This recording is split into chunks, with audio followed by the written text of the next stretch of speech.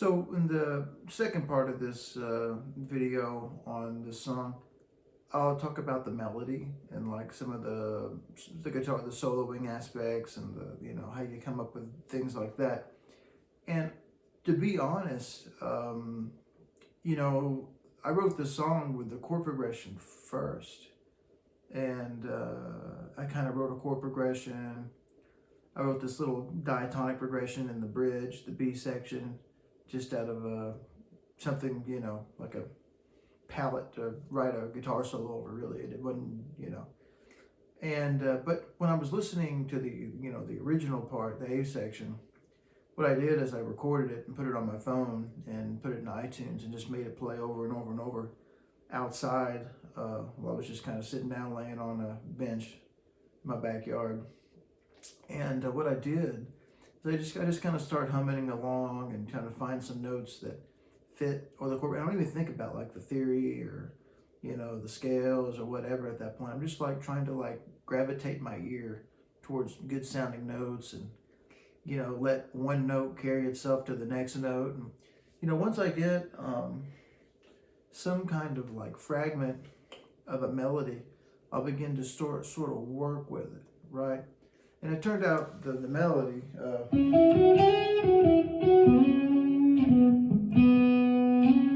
it started out as something like that. And I thought, well, that's a little too much to start. So I kind of just chopped it up. That way I could give myself somewhere to go and develop it further. So sometimes when you come up with a melody, as opposed to developing it, by adding notes to it, sometimes it's best to go ahead and back up and take notes away. That way you give yourself something to go forward to from the get-go. It kind of creates balance, especially if people accuse you of playing too many notes like they do me all the time. So it's good to take away notes at ideas a lot. And so I came up with that idea. So I think, well, if I'm going to have as like the first phrase, I have to come with some kind of consequent phrase that's similar but different. So I came up with that, and by doing that, it kind of helped create like a little arc, a little balance there. And then on the second half of that phrase, I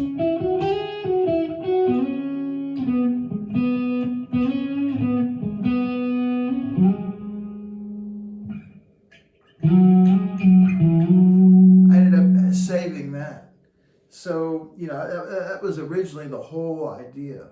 But instead of doing that, what I did is I made it fit within the confines of the change. So I'm going to,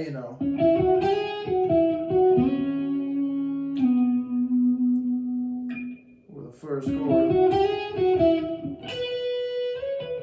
the chord changed. And so my mind just did it again. Up a half step. And it just kind of gravitated there.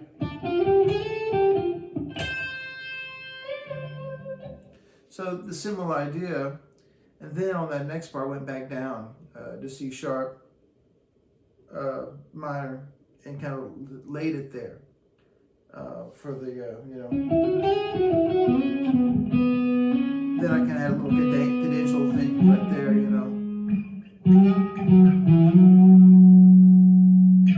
or something like that. And then I had to go back to the first part, which means, well, I couldn't really restate that again because I feel like I'd already used all that melody up. So I just had to kind of open up the fourth section of that phrase just to kind of play some stuff over. And it worked out really well to do that, and melody is one of those things that it starts really, to me, kind of a mysterious way. It's really strange. It's a personal thing, really. It's hard to explain. When I'm coming up with a melody, I do a lot of listening, but it's a different type of listening. It's kind of like a creative listening. You're listening to things that aren't there, but somehow they appear. It's like, like when the great Italian sculptor said, I just look at the marble, and the statue like appears, reveals itself, and it's kind of like that. I hear a progression or I hear something, and then I kind of invite it and listen to it more, and it's just a really weird thing about coming up with melodies. It's kind of like, I feel like it maybe be like it's like an amalgam of all your experiences in music and what you naturally hear over certain chords, and it just kind of comes out. And I think the real trick though is, to me, is the craft behind developing an idea, developing a melody. So like, it's like, what do you do with it? Like, you have to have something that's really structurally sound on its own, that takes a while to work with. And then, when you represent it, you kind of have to embellish it a little bit. And usually that just kind of happens naturally, So like, the second time I played through this stuff,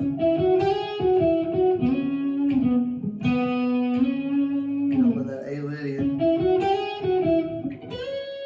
you kind of did like a little descending major 7 arpeggio. And on this one,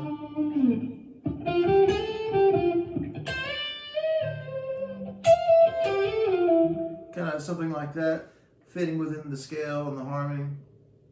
And, you just come up with things and you work with them. But I'll tell you what, the ability to do this is all predicated on being able to write down things that you really like and step away from them and then go back and work with them again. So I think the ability to write music down and work with it in an organized way that you can work with over the period of several hours or days even. A song like this isn't a big project really. You're just taking a real finite amount of material and just trying to extract. You're just pressing out,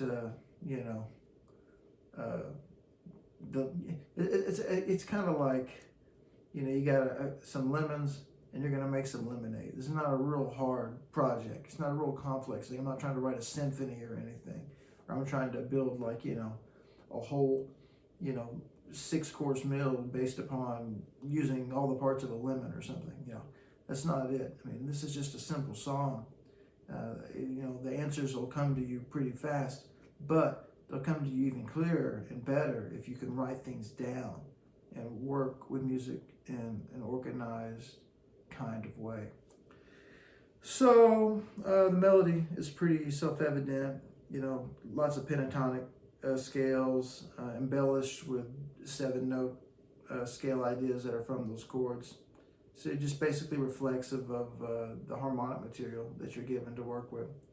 So the solo section was basically just a diatonic chord progression. You have, so the A Lydian kind of stuff that we have actually becomes the 4 chord in E major. There's the 5 chord, then up to 6 C sharp minor. You get 1 chord E, then 2 F sharp, then something in G sharp 3. There's the whole progression. So I'm just thinking like, well, we'll just use ideas. I'm thinking like in the keys of like C sharp minor mainly, when I'm playing over progression like that. Something weird, when you're a guitar player and you're thinking about soloing over something, you hardly ever think about a major key. At least I don't. At least like in the terms of the technique and where I play it, I'm always thinking about like the Dorian mode it belongs to, or the minor scale, or maybe a couple pentatonic scales, a fifth apart, So like in this case, like C sharp minor pentatonic and G sharp minor pentatonic. I was thinking about a lot of those licks. And I used a lot of the techniques. It was funny when I used a lot of those sweep picking techniques I talked about. And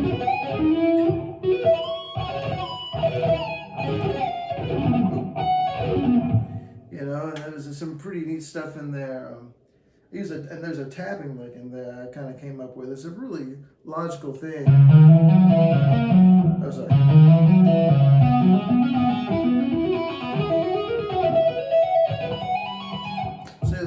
behind that is like when you go to the next string, the tapping finger plays, and it eventually gets replaced by the fourth finger. You go to the next note of the scale, and then repeat it again.